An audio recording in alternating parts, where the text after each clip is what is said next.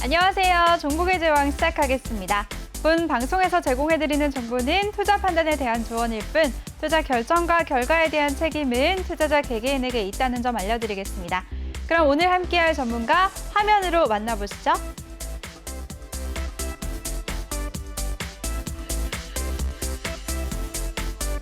네, 이번 시간에는 우리의 친절한 키다리 아저씨 신광석 전문가와 함께 할 텐데요. 먼저 더 많은 정보 이용하실 수가 있는 노란톡방 참여 방법부터 소개해드리겠습니다.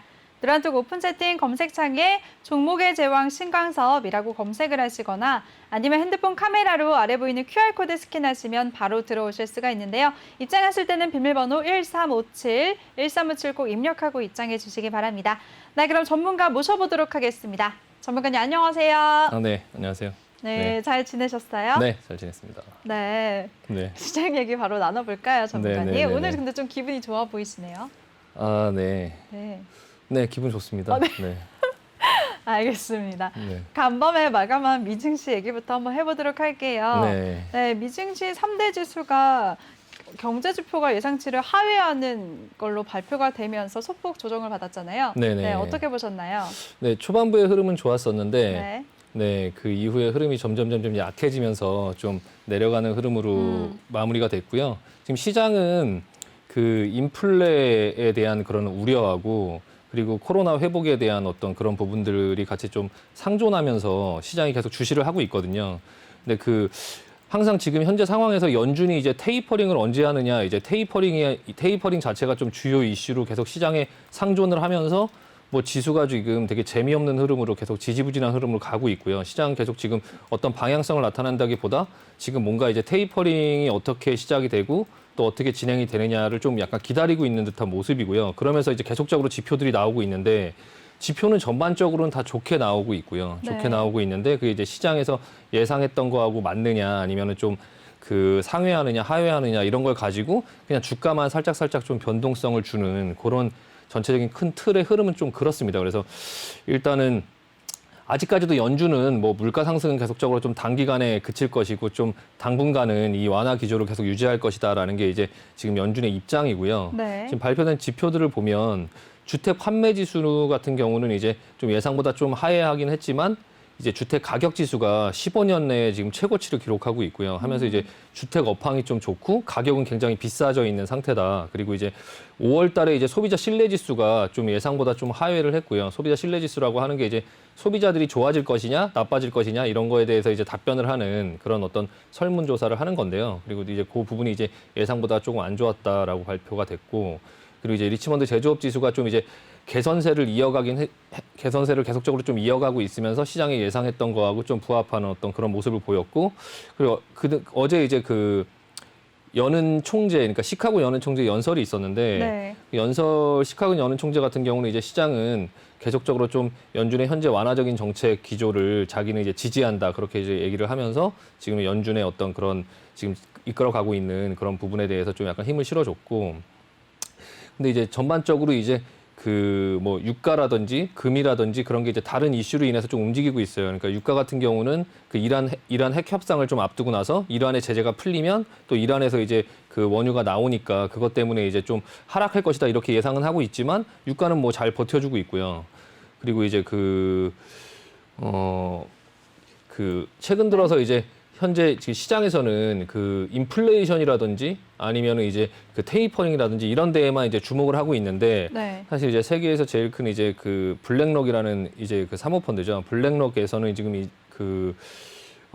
인플레이션보다 사실 미중 간의 갈등이 좀 리스크가 훨씬 더 크다. 그러니까 미중 갈등을 아무도 지금 생각하고 있지 않잖아요. 그러니까 네. 계속적으로 지금 미국과 중국의 관계는 개선되지 않고 미국 따로 중국 따로 이제 계속적으로 그렇게 흘러가고 있는데 그 부분에 대한 갈등에 대한 리스크가 좀 크다. 이거는 이제 시장에서 예상했던 어떤 리스크가 아니기 때문에 이게 만약에 표면적으로 좀 불거지면 사실 제 생각에도 이게 블랙스완이 될 수 있거든요. 그러니까 네.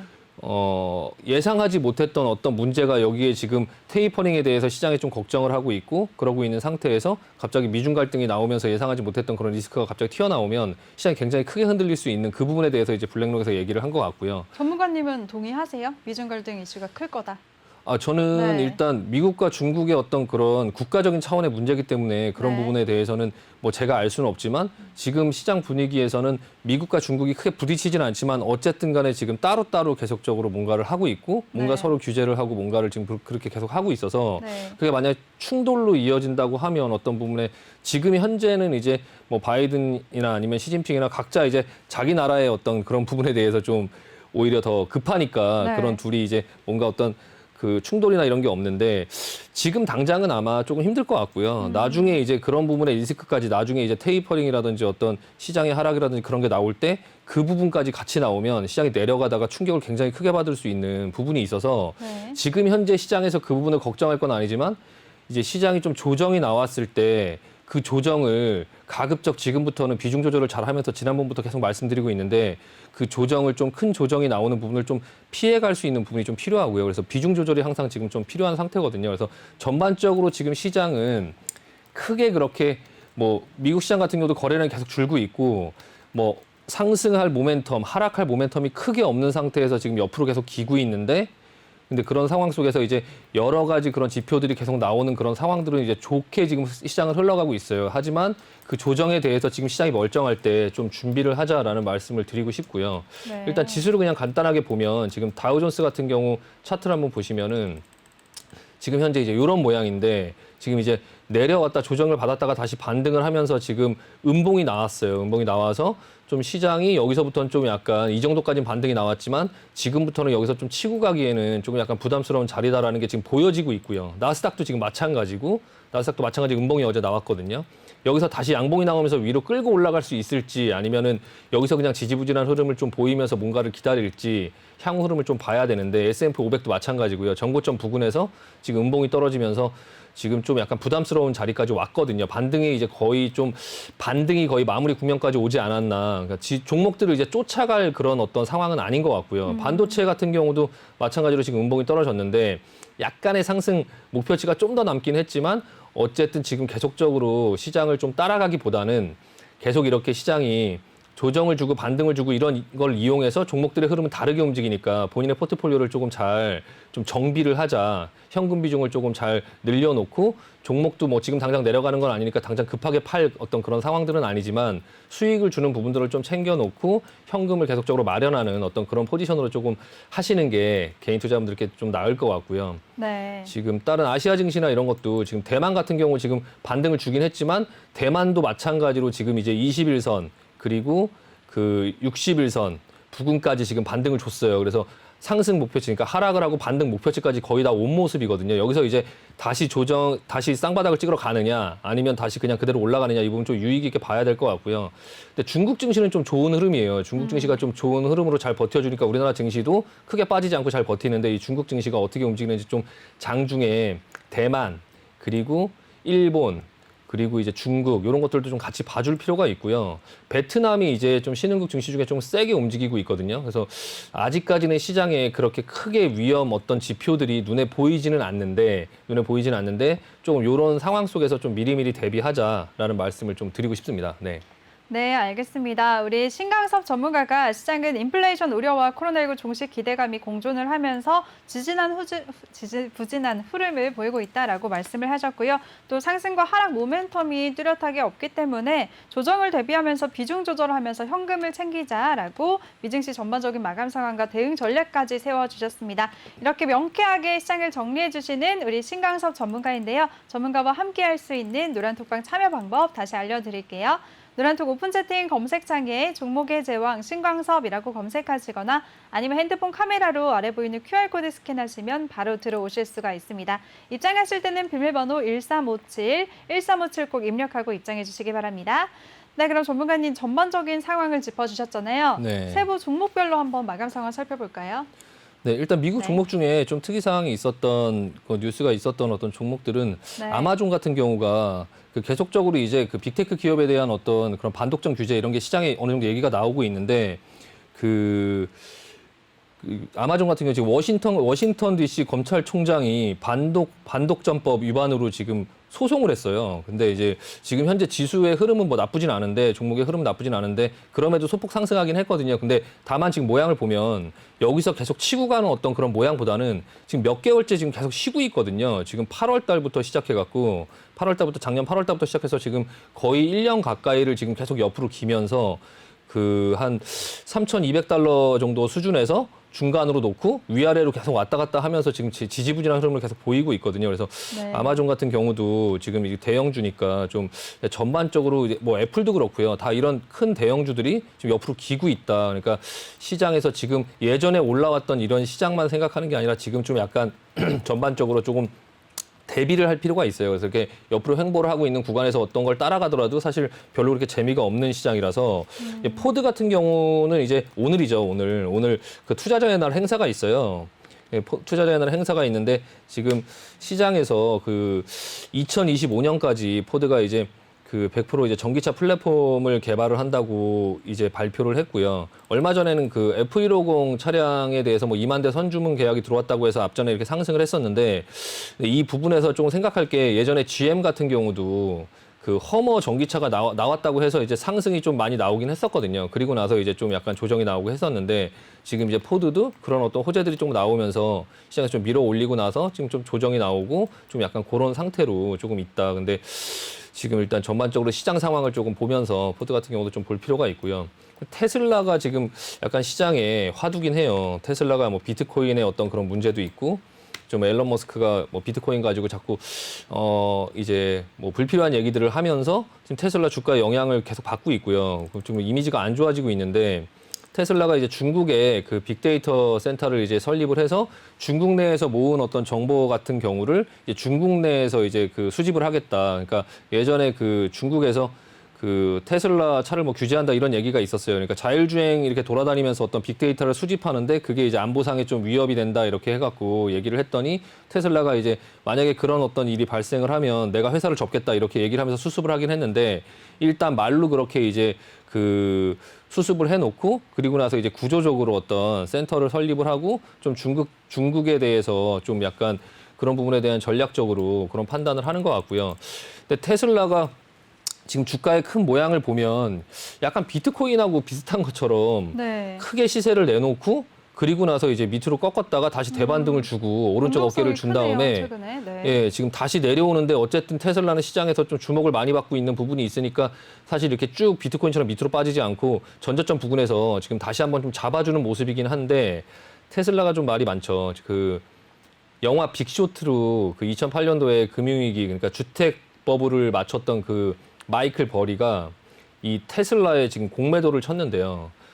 테슬라 마이클 버리 자산이 사실 다른 어떤 유명한 투자자에 비해서는 굉장히 좀 많지는 않은 편이에요. 물론 한 2천억 정도 가지고 있는데 개인 자산을 한 2, 3천억 정도를 가지고 있는데 보통 이제 다른 거물 투자들은 이제 조 단위로 갖고 있죠. 근데 이제 마이클 버리 같은 경우 한 2, 3천억 정도를 가지고 있는데 테슬라에 6천억 정도를 공매도를 쳤어요. 그러니까 본인의 포트 중에서 한 60% 정도를 테슬라가 망한다에다가 배팅을 했거든요.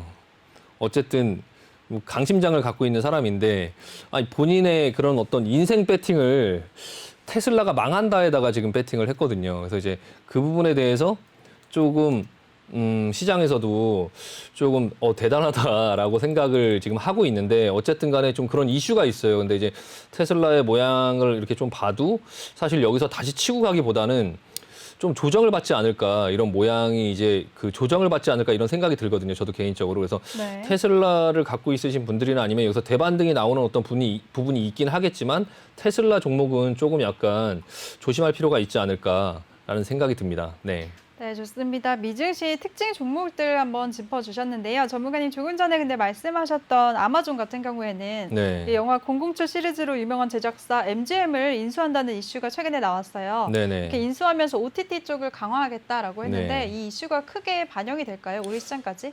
네, 일단은 아마존에서 이제 그 부분에 얘기가 나오면서 오늘 안 그래도 이제 컨텐츠 관련주들이 좀 상승을 하는 모습들이 나왔었는데요. 네. 지금 아마존이 좀 약간 좀 거대 공룡이긴 해요. 뭐 그 원격 의료 사업도 또 진출을 한다고 해서 뭐 네. 미국 종목 중에 이제 텔라독이라든지 뭐 아멜이라든지 그런 종목들이 좀 폭락을 하고 그랬거든요. 그래서 아마존이 지금 처음에는 이제 뭐 책을 뭐 배송하는 어떤 그런 것부터 시작해서 네. 지금 물류를 하고 그리고 나서 이제 계속적으로 문화발을 확장을 하는데 어쨌든 아마존이 그 부분에 대해서 참여를 하면 어쨌든 그 시장은 좀 커질 거고 그래도 이제 각 우리나라의 어떤 기업들이나 그런 회사들의 그런 컨텐츠 회사들의 몸값이 좀 올라갈 거예요. 그러니까 MGM 네. 그런 부분들을 인수를 하면서 좀 그 기업들이 조금 주목받지 않을까라는 생각이 좀 듭니다. 네. 네, 좋습니다. 그리고 전문가님 제가 오늘 기사를 봤는데 구겐하임 자산운용에서 시장을 전망한 기사를 봤어요. 네네. 뉴욕 증시가 이제 조정에 들어갈 거고 비트코인은 더 떨어진다고 합니다. 반면에 인플레이션 우려 때문에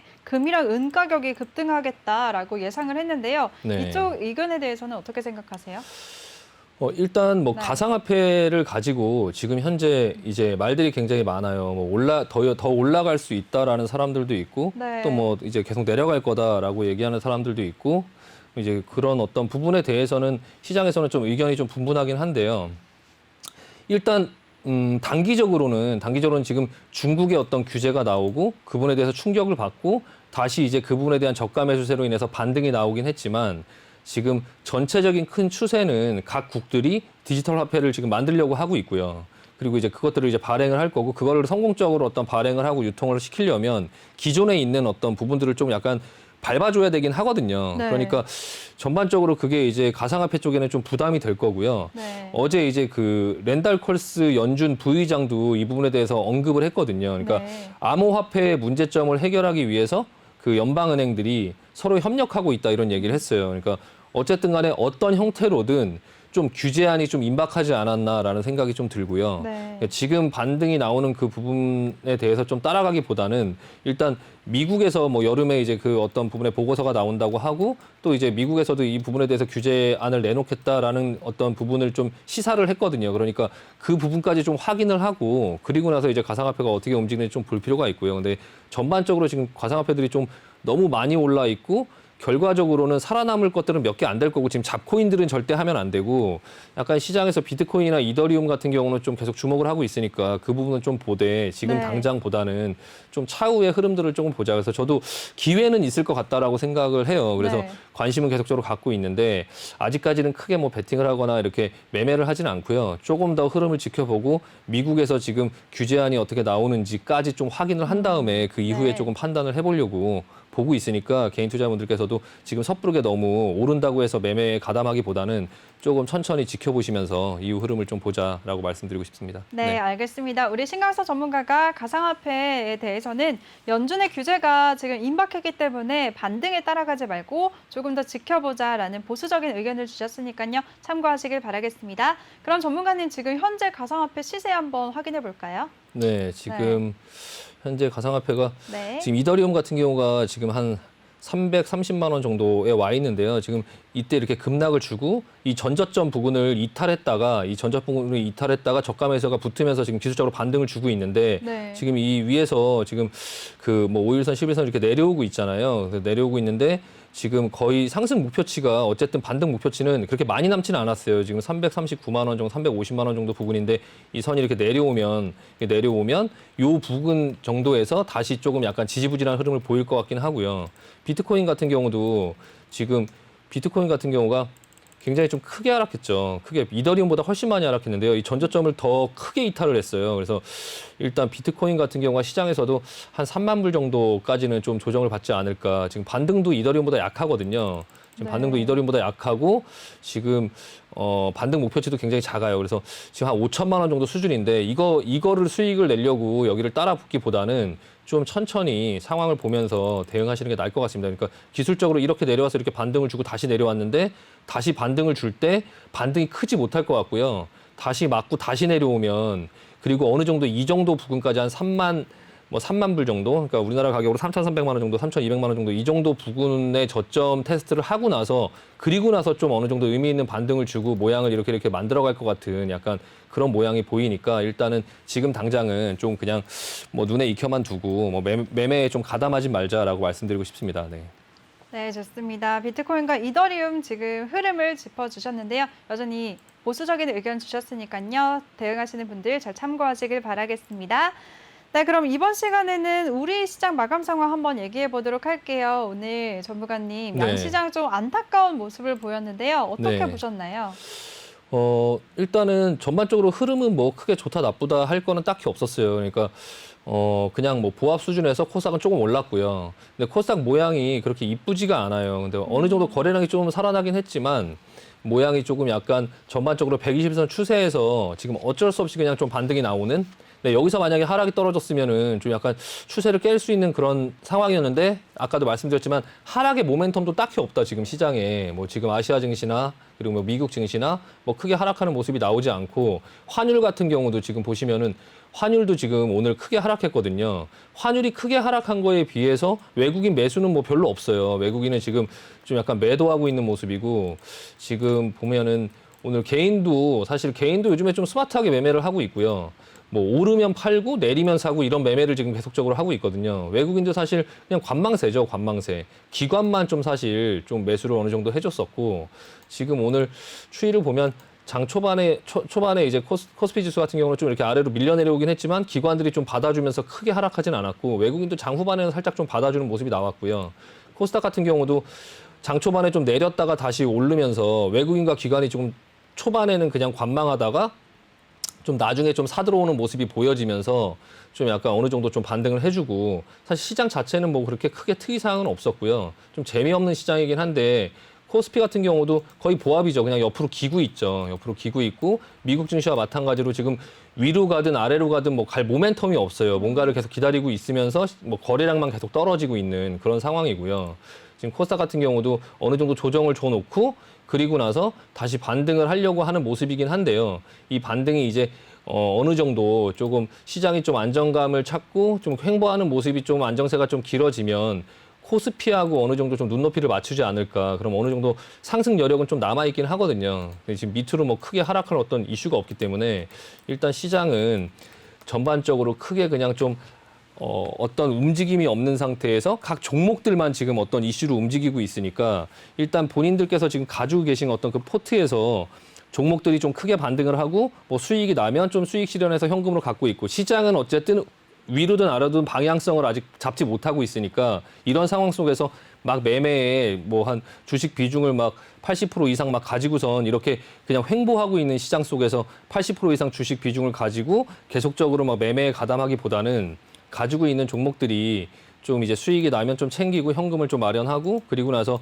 한 계속적으로 한 현금화를 하면서 한 50% 정도의 비중만 갖고 상황을 보자. 그러니까 상황이 위로 갈지 아래 갈지 알 수 없는 그런 반반의 상황 속에 있으니 나도 그냥 주식 비중을 반만 갖고 하자. 나머지 반을 갖고 그 이후의 흐름에 대응을 하면 되니까 최소 한 40%에서 50% 정도는 현금화를 할 수 있는 어떤 그런 방법으로 계속적으로 좀 매매를 하시려고 보시는 게 좀 나을 것 같습니다. 그래서 지금은 미국도 그렇고 우리나라 시장도 그렇고 거래량도 없고 뭐 모멘텀도 없거든요. 그러니까 조금 약간 그런 부분들 좀 준비를 하자라고 말씀드리고 싶습니다. 네.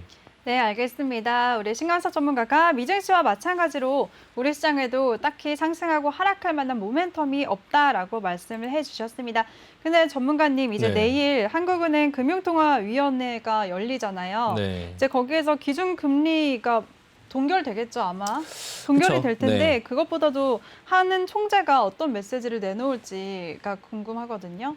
네, 네. 일단 지금 시장에서는 대부분이 이제 그냥 그 어떤 계속 아까 예전부터 계속 말씀드리는 그런 이슈에 민감하지 사실 우리나라의 개별적인 이슈에는 사실 그렇게 크게 민감하지는 않고요. 네. 물론 우리나라가 지금 미국보다는 금리를 빨리 올리긴 하겠지만 아직까지 미국은 테이퍼링도 하지 않았기 때문에 우리나라 뭐 금리에 어떤 변화를 주거나 하지는 않을 것 같고요. 그냥 자연스럽게 동결을 하면서 크게 뭐 이슈 없이 그냥 넘어갈 것 같습니다. 네. 네, 알겠습니다. 내일 열리는 금융통화위원회에서도 큰 이슈는 나오지 않을 것 같다라고 말씀해 주셨습니다. 이렇게 우리 시장 꼼꼼하게 정리를 해봤는데요. 우리 신광석 전문가와 함께할 수 있는 방법 다시 알려드리겠습니다. 노란톡 오픈 채팅 검색창에 종목의 제왕 신광섭이라고 검색하시거나 아니면 핸드폰 카메라로 아래 보이는 QR코드 스캔하시면 바로 들어오실 수가 있습니다. 입장하실 때는 비밀번호 1357 꼭 입력하고 입장해 주시기 바랍니다. 네, 그럼 오늘장 이슈됐던 섹터에 대해서 자세하게 얘기 나눠볼게요, 전문가님. 네. 오늘 대북 관련주들이 강세를 보였잖아요. 이쪽 네. 섹터는 어떤 이슈 때문에 올랐을까요? 네, 예전에 네. 김대중 대통령 시절에 네. 대북 특사로 많이 가고 그리고 이제 그런 어떤 업무를 담당했던 지금 현재는 국정원장을 하고 있죠. 네. 국정원장. 예, 국정원이 생각이 안 나갖고 네. 박지원 국정원장이 미국을 방문하면서 그 한미 정상회의 이후에 지금 왜 이제 미국을 방문하냐 그 사람이. 근데 이제 시장에서는 어떤 그 북한과의 어떤 그런 메시지나 어떤 그런 부분들 때문에 이제 방문을 한다라고 지금 좀 인식을 하고 있고요. 네. 그리고 박지원 그 사람 자체가 그 부분에 대해서 굉장히 많은 걸 알아요. 그러니까 북한과의 관계나 그런 네. 부분도 굉장히 좋고 그래서 지금 이제 대선도 앞두고 있고 지금 여당이잖아요. 여당이 이제 항상 어떤 대북 이슈로 인해서 어떤 좀 약간 친화적으로 뭔가를 하면서 이제 그런 어떤 표를 얻고 했었는데 그 부분이 아마 대선 전에 뭔가 어떤 이슈를 만들지 않을까라고 저도 생각이 들고요. 네. 그 부분 때문에 좀 기대감에 이제 대북 관련주들이 조금 움직이고 있어요. 근데 대북 관련주들의 움직임이 좀 심상치가 않아요. 그러니까 한두 종목이 움직이는 게 아니고 전반적으로 대북 관련주 중에 굉장히 많은 어떤 부류들이 있죠. 뭐 금강산 관광 테마도 있고, 네. 뭐 DMZ 테마도 있고, 철도 관련주. 예, 철도 관련주도 있고, 네. 굉장히 많아요. 예, 진짜. 개성공단 관련주도 있고요. 네. 그리고 뭐 대북송정 관련주도 있고, 예, 그리고 뭐 농업 관련주도 있고, 예, 그 업종들의 모든 종목들이 전반적으로 지금 돌아가면서 자리를 다 같이 만들려고 하거든요. 그러니까 어떤 테마가 형성될 때 네. 한두 종목만 움직이면 그 한두 종목은 올라가는데 한계가 있잖아요. 근데 만약에 이렇게 다양한 섹터가 있다면 네. 세력의 입장에서 가격을 움직이기가 좀 약간 수월해요. 왜 그러냐면은 그냥 대북 어떤 이슈가 나왔을 때 금강산 테마에 예를 들어 뭐 아난티가 급등을 하면 이제 아난티를 보고 있는데 또 아난티가 조정을 줄 때 또 다시 대아티아이 철도주가 급등을 하고 이렇게 돌아가면서 섹터들이 또 걔네들이 조정을 받을 때 또 다시 이제 뭐 그 대북 송정주가 급등을 하면 사람들이 그 아난티가 조정을 받는 동안에 대북 관련주 중에 이제 그러니까 철도 관련주가 급등을 하면요. 네. 아난티를 갖고 있는 사람도 덜 팔고 그리고 또 그 주식을 또 사게 되거든요. 세력 입장에서는 밑으로 막 내려 팔지 않아도 돼요. 이게 무슨 어떤 말씀인지 이해가 되시나요? 네. 그러니까 섹터를 이렇게 돌고 시소처럼 태우는 거예요. 그러니까 순환매가 빨리빨리 돈다는 네, 이거를 그냥 내가 세력 예를 들어서 팔아버리면 네. 아무도 받아줄 사람이 없게 되니까 가격이 좀 많이 내려오겠죠. 네. 근데 같은 테마로 예를 들어서 대아티아이를 그냥 사들이면 네. 이거에 대한 기대감 때문에 다른 이 종목도 같이 빨리 아난티도 오른다. 이제 조정을 받더라도 사는 사람들이 계속 생기는 거죠. 그러니까 그렇게 계속 돌아가면서 시소를 태우면서 전반적으로 다 같이 크게 갈 수 있는 그런 어떤 모양이 좀 나오고 있거든요. 제가 이거는 경험적으로 아는 건데 네. 그래서 좀 약간 대북 관련주들에 대해서 좀 약간 관심을 갖고 볼 필요가 있고요. 이런 그런 모멘텀은 언제까지 갈 거라고 생각하세요? 일단은 기본적으로 선거할 때까지는 어느 내년까지는 정도 갈것 같다. 지금 이제 박지원 국정원장이 네. 국정원이 자꾸 생각이 안 나네요. 제가 알려드릴게요. 네, 이제. 네, 국정 이렇게 이 박지원 그분이 워낙에 했던 이렇게 직책들이 많다 보니까 네. 자꾸 그 직책들이 머릿속에 떠올라서 네. 근데 이제 지금 어떤 이렇게 방문을 했다라는 이슈로 이제 조금 움직일 수 있고 또 갔다 오고 나서 또 어떤 뉴스가 나올 수 있겠죠. 한 번 더 다시 뉴스가 나올 수 있고 또 그게 이제 흐름이 이렇게 가다가 갑자기 또 이제 북한과의 어떤 관계의 어떤 개선으로 또 어떤 그런 뭔가의 결과물이 또 나올 수 있겠죠. 그러니까 미국 쪽에서 또 어떤 또 결과적인 어떤 얘기를 할 수도 있고, 그러니까 이게 계속적으로 호재가 그리고 이제 나중에 이제 공약에서도 뭐 어떤 뭐 개성공단 뭐를 하겠다 아니면 뭐 DMZ에 뭐 공원을 설치하겠다 막 이런 어떤 또 이슈가 나올 수 있고, 그러니까 계속적으로 좀 이슈가 좀 살아있는. 그러니까 지금 이제 저희 대선이 이제 우리 대선이 내년 3월이죠. 내년 3월. 네, 2022년 3월로 알고 있는데. 그때까지 이제 어떤 공약이라든지 이런 부분들로 인해서 계속적으로 좀 시장에서 좀 부각을 받을 수 있겠다라는 생각이 좀 들어서요. 그 부분에 대해서 좀 약간 좀 관심을 갖고 볼 필요가 있을 것 같아요. 그래서 일단은 금강산 네. 관광 테마죠. 아난티라는 종목을 한번 보면요. 네. 아난티가 네. 대표주라고 봐야 되나요, 전문가님? 이쪽 금강산 섹터 중에서? 관광 테마 중에는 네. 이제 예전부터 전통적으로 좀 약간 대장이었죠. 예, 대장이고 이 회사가 원래는 이제 이 회사가 유명한 게 뭐냐면 짐 로저스가 북한을 좋아해요. 예, 짐 로저스 아시나요? 짐 로저스? 예, 짐 로저스가 이제 예전에 영란은행에서 그 파운드 공격해갖고 큰 돈을 네. 벌었던 그런 멤버 중에 한 명인데요. 일단은 짐 로저스가 여기 그 아난티의 사회이사예요. 예, 아난티라는 회사의 사회이사고 네. 이제 북한에 투자를 하고 싶다 항상 기회가 있을 때마다 그런 얘기를 하죠. 그리고 이제 나중에 결국에는 북한의 기회가 있다. 이렇게 북한을 되게 좋아하는 사람이에요. 그래서 우리나라도 굉장히 좋아하고 우리나라의 대한항공 이런 데도 투자를 했고요. 그러니까 코로나가 막 이렇게 한창 창궐할 그런 시기에 본인은 농업주하고 항공주 우리나라의 대한항공을 언급을 했고요. 그리고 북한 쪽에 투자를 하고 싶다. 뭐 이렇게 얘기를 하고 중국의 와인에 투자를 했고요. 뭐 이런 어떤 그런 거를 했던 사람인데 그분이 이제 사회이사로 있으면서 좀 유명한 회사고 예전에는 되게 굉장히 큰 시세를 냈었어요. 이게 한 3만 원 이상 이제 올라갔던 종목인데 이 회사가 또 이런 부분도 있긴 하지만 골프장 레저 사업을 하는데 이제 그 아난티 골프장이 있어요. 그래서 리조트 분양 뭐 운영 그리고 이제 그 골프장 사업 이런 것들을 하면서 요즘에 또 골프장이 또 굉장히 호황이잖아요. 네, 그런 부분에 이슈도 있는데 지금 사실 일단 기술적으로 보면 한미 정상회의가 끝나고 나서 어떤 재료가 노출되면서 급락을 했죠. 급락을 하고 나서 박지원 국정원장이 이제 그 미국을 갔다는 소식이 나오면서 오늘 급등을 했어요. 거래량이 굉장히 크게 많이 올랐죠. 그래서 외국인과 기관들도 굉장히 많이 샀고요. 그러면서 좀 급등을 하는 모습이 나왔는데 이 그래프 차트를 잘 기억하실 필요가 있어요.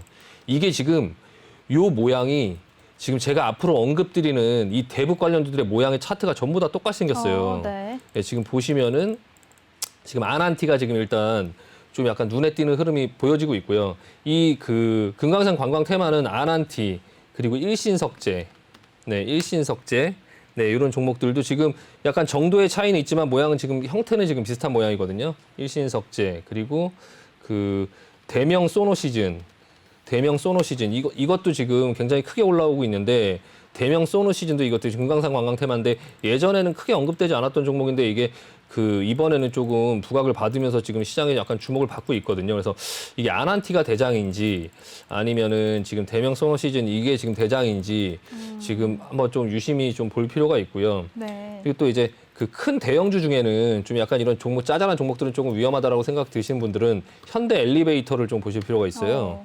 현대 엘리베이터가 지금 추세가 굉장히 좋게 지금 올라가고 있죠. 이 종목도 이제 금강산 관광의 어떤 그런 얘기가 나올 때마다 조금 올라오는 종목인데 뭐 건설 경기라든지 뭐 그런 것도 좋으니까 회사의 실적이나 이런 것들을 보면서도 좀 대형주로 하고 싶다라고 하면 현대 엘리베이터를 조금 보실 필요가 있고요.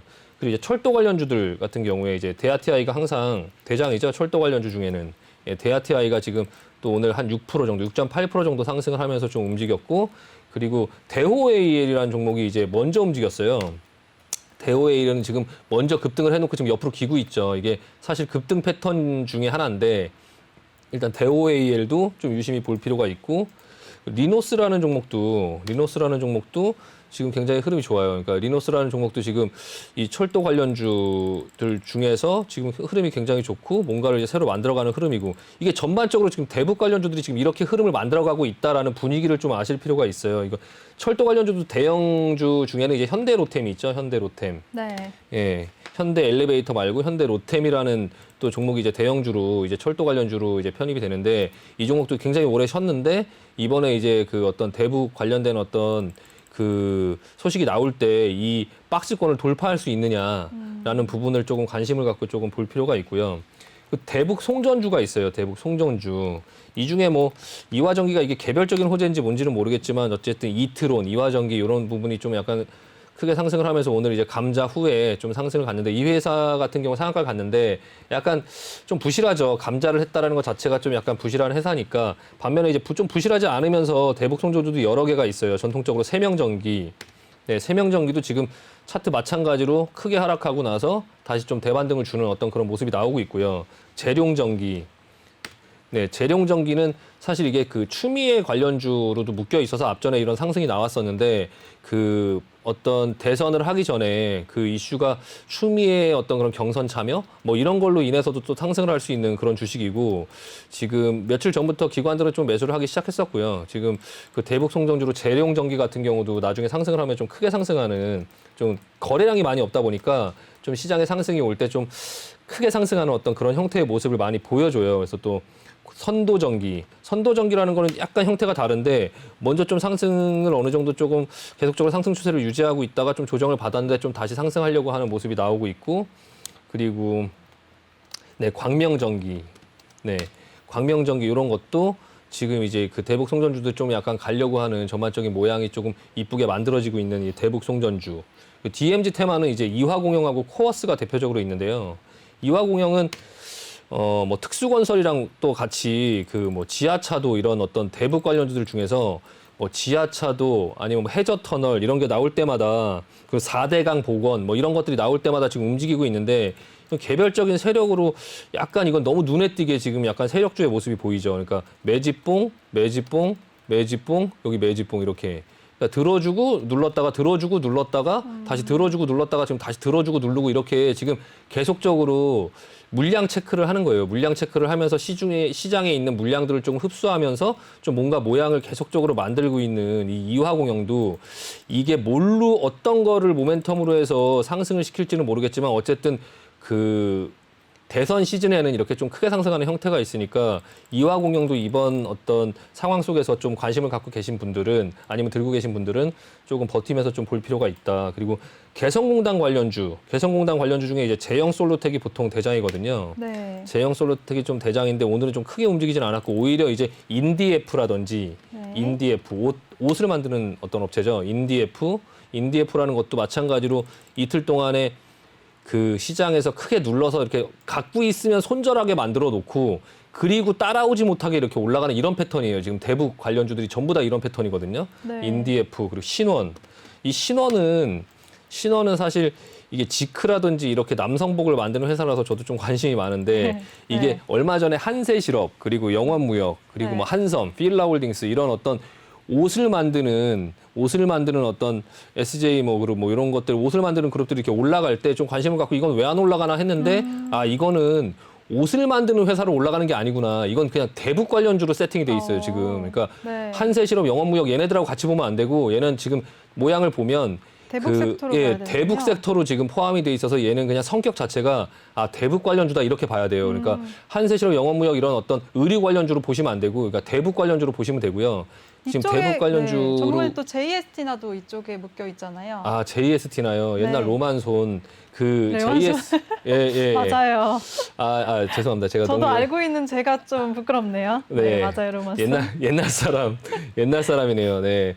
JST나 이거 진짜 엄청 고생을 시켰던 종목인데 예전에 제가 다른 방송에서 이거 종목 상담 의뢰하신 분이 있었는데 와, 이 참담한 이런 상황 속에 이 참담한 상황 속에 있는데 예전에 그때 제가 말씀드렸을 때 팔지 말고 일단 가지고 있으면 이거 대북 관련 어떤 테마가 뜨면 그때 팔 수 있는 기회가 있을 수 있다라고 말씀을 드렸었는데요. 그게 이제 왔네요. 거의 한 1년 된 것 같아요. 한 이 정도에서 상담을 했었는데 지금 다시 이제 대북 관련 어떤 테마로 지금 좀 움직이고 있는데요. 이것도 마찬가지로 보면 지금 이런 것들을 보면 그런 생각이 들죠. 지금 이제 이게 대북 관련주들이 이렇게 장기간에 그 지하에서 잠자고 있던 종목까지 지금 깨웠어요. 그러니까 잠자는 사자의 쿼터를 건드린 거죠. 지금 JST나 같은 경우 지금 오를 만한 이유가 전혀 없었거든요. 회사가 점점 안 좋아지고 그때 당시에 상담을 했을 때도 보면 매출 계속 줄고요. 영업이 계속 적자 폭이 굉장히 확대되죠. 그리고 재무 비율도 보면 제가 뭘 말씀드리고 싶어서 보냐면은 재무 비율도 유보율을 계속 까먹고 있어요. 이 회사는. 그러니까 이렇게 지금 죽어가는 회사까지 살릴 수 있는 모멘텀으로 지금 대북 테마가 움직이고 있는 거예요. 제가 그거를 지금 말씀드리고 싶은 거예요. 그러니까 지금 다른 회사들이 전반적으로 다 같이 움직이는 이런 상황 속에서 지금 대북 관련주들 조금 약간 눈여겨서 봐야 된다. 뭐를 고르더라도 지금 이 와중에 또 이제 비료주, 조비 이런 종목들도 지금 마찬가지의 흐름을 보이고 있고요. 이 농업주들이 제가 그 곡물가의 상승으로 움직이는 줄 알고 이 농업주를 계속적으로 보고 있었는데 사실 그때 당시에도 이게 대북 테마주로 묶일 수도 있다라고 말씀을 드렸었는데요. 네, 맞아요. 이것도 지금 대북 테마주로 묶이고 있어요. 그러니까 조비, 농우바이오, 농우바이오는 조금 약간 얘기가 다르고 좀 내려오긴 했는데요.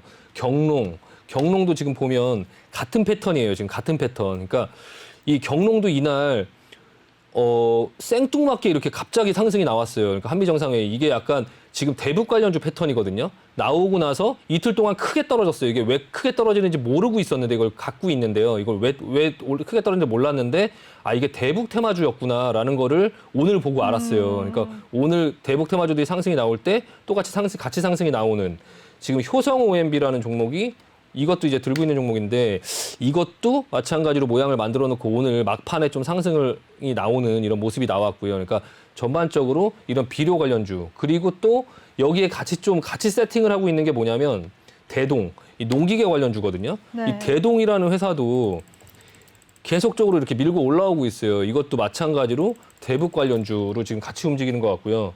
대동기어. 네, 대동기어도 상승하고 지금 더 상승하려고 모양을 만들고 있죠. 대동기어도 그렇고 그리고 아세아텍.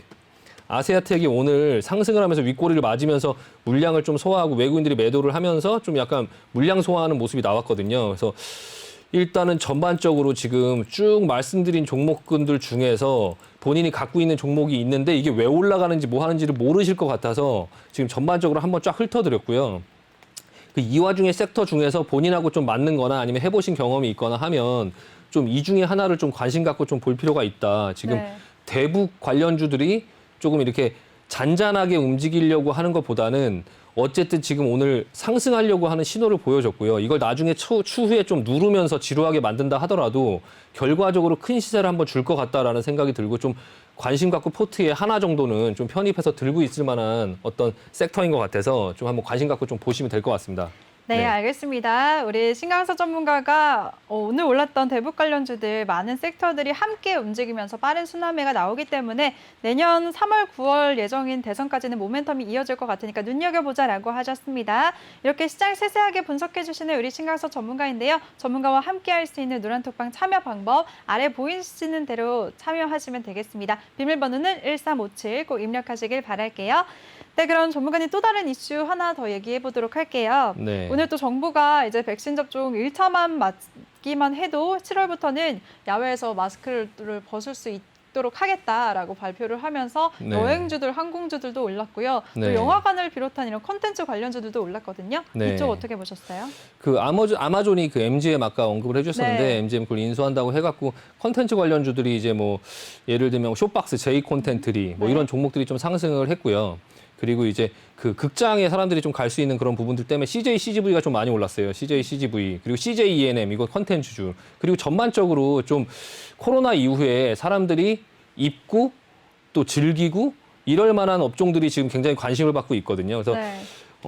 그냥 옷을 사 입는 그런 의류 관련주들 그리고 이제 컨텐츠 관련주 그리고 극장 관련주 그리고 이제 카지노 뭐 강원랜드 그 GKL 네. 그리고 뭐 파라다이스 뭐 이런 흐름들이 좀 좋아지고 있고요. 그리고 또 이제 그 엔터테인먼트 회사들이 콘서트를 못 하고 막 하면서 실적이 안 좋을 줄 알았는데 그 회사들 실적들이 그렇게 생각보다 안 좋지 않으면서 그리고 이후에 이제 지금 뭐 나왔죠. 그 BTS 뭐 신곡 나왔고 버터죠, 버터. 네. 마가린 아니고 버터. 네. 오.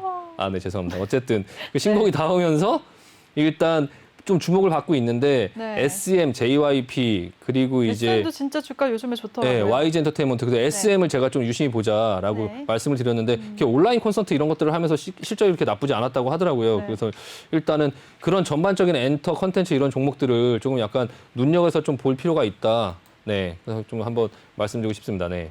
네, 알겠습니다. 컨텐츠와 엔터주들 앞으로 눈여겨보자라고 말씀을 해주셨습니다.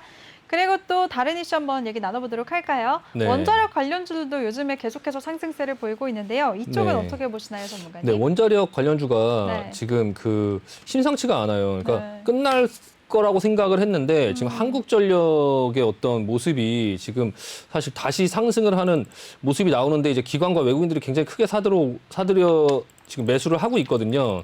이 한국전력까지 움직이는 거를 보니까 약간 이게 그 소형 원자로 스마트 원전이 이제 그 유럽에서도 친환경 어떤 정책에 이제 포함이 된다. 이 원자력이 친환경 정책에 포함이 된다 이런 얘기가 나오고 있고 또 미국하고 우리나라도 이제 같이 협력해서 뭔가를 한다라고 지금 얘기를 하고 있는데 원자력 관련주 탈원전 어떤 분위기 때문에 원자력 관련주들이 굉장히 크게 많이 하락을 했었잖아요. 최근 들어서 많이 오르긴 했지만 어쨌든 그 부분에 이제 굉장히 크게 많이 하락을 했었는데 그런 종목들이 굉장히 빠르게 회복되고 있거든요. 그래서 좀 약간 그 대표적인 종목으로 좀 볼 수 있는 게 지금 두산중공업이 네. 좀 심상치가 않아요. 그러니까 두산중공업도 지금 굉장히 많이 내려온 상태에서 지금 약간 계속적으로 지지부진한 흐름을 보이는데 최근 들어서 지금 빠르게 와. 올라오고 있어요. 지금 네. 오늘도 9% 정도 상승을 했고요.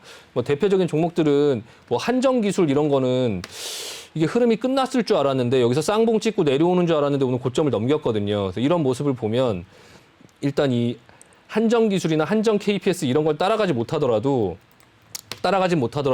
그 이후에 어떤 후발주들, 뭐 우리 기술이라든지 우리 기술 아니면 두산중공업 뭐 이런 것들은 좀 볼 필요가 있거든요. 우진, 뭐 에너토크 이런 것들은 지금 좀 따라가기 좀 힘들겠지만 일단 이렇게 먼저 올라온 종목들 외에 뒤에 이제 후발주들로 따라 올라오는 우진이라든지 BHI,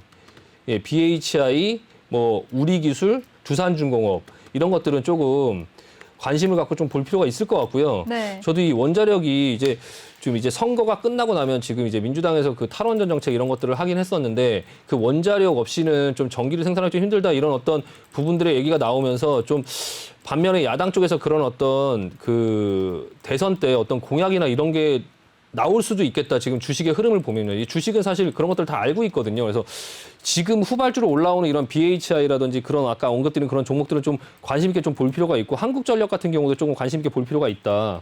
한번 다시 언급을 드리고 한번 유심히 한번 보시면 될 것 같습니다. 네, 알겠습니다. 원자력 관련주들 중에서 그동안 먼저 오른 종목들은 조금 부담스러우니까요. 우진이나 BHI, 우리기술, 두산중공업 한번 눈여겨보자라고 정리해 주셨습니다. 네, 그럼 이번 시간에는 종목의 제왕 시간입니다. 신강석 전문가의 포트폴리오 화면으로 보겠습니다. 네, 세종공업은 11% 하락세를 보이고 있는데요. 대신에 LG가 35% 수익률을 기록하고 있습니다. 그리고 클래시스가 7.4% 수익 기록하고 있습니다. 또 농우바이오는 4% 조정받고 있네요. 전문가님, 종목들 리뷰 부탁드릴게요. 일단은 지금 내일 지금 시간이 별로 없는데요. 내일 LG가 신규 상장을 해요. 그래서 LG하고 LX하고 두 개로 나눠서 상장을 하는데 오전의 흐름을 보면서 좀 대응을 할 필요가 있고요. 그래서 LG와 LX를 이제 뭐 계속 끌고 갈 것이냐, 아니면 둘 다 팔 것이냐, 아니면 하나는 팔고 하나 들고 갈 것이냐 그런 부분에 대해서 이제 내일 장 초반에 좀 보면서 대응을 할 필요가 있을 것 같고요. 일단 그 클래시스 같은 경우는 그 이제 수익을 내고 뭐 수익 실현을 그냥 하면서 지금 현금을 좀 확보하려고 하고요. 네. 이제 그 클래시스 대신에 제가 지금 시간이 별로 없는데 아난티라는 종목을 좀 편입을 해보겠습니다. 아난티. 네, 아난티라는 종목이 이제 대북 관련주고 대북 관련주 중에 하나를 농우바이오를 하나 갖고 있긴 한데 일단은 그 금강산 관광 테마로 좀 이제 아난티를 하나 편입을 할 거고요. 지금 차트를 한번 보시면 이 상태인데 분봉으로 봤을 때 일단 그 내일 시초가에 5% 편입을 하고 그리고 나서 뭐 9,500원 정도에 다시 만약에 가격을 준다면 5% 정도를 편입을 하고요.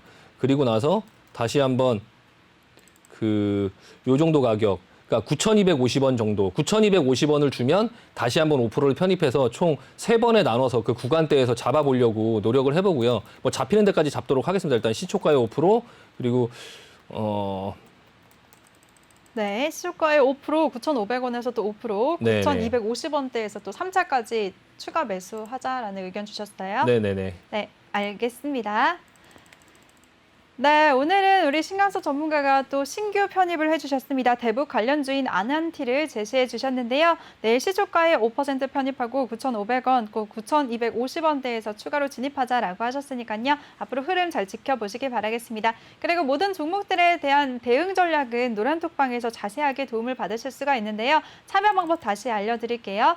노란톡 오픈 채팅 검색창에 종목의 제왕 신광섭이라고 검색을 하시거나 아니면 핸드폰 카메라로 아래 보이는 QR코드 스캔하시면 링크가 뜨는데요. 그 링크 클릭하시면 바로 들어오실 수가 있습니다. 입장하실 때는 비밀번호 1357 꼭 입력하고 입장해 주시기 바랍니다. 많은 참여 부탁드릴게요.